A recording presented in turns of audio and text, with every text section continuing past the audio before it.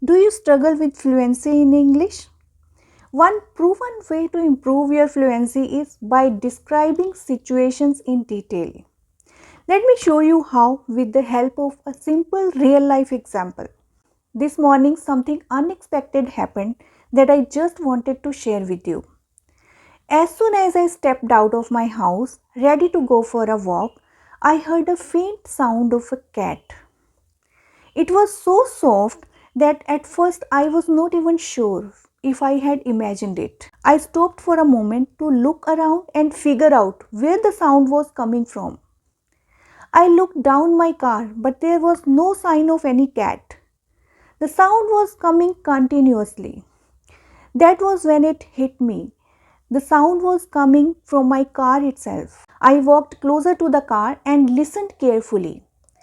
The sound was louder now. My heart skipped a beat, thinking whether a cat is stuck somewhere.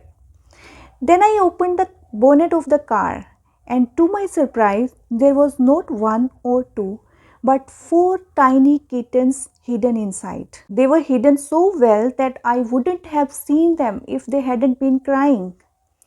I stood there for a moment and thought it must have been their mother's safe spot for them.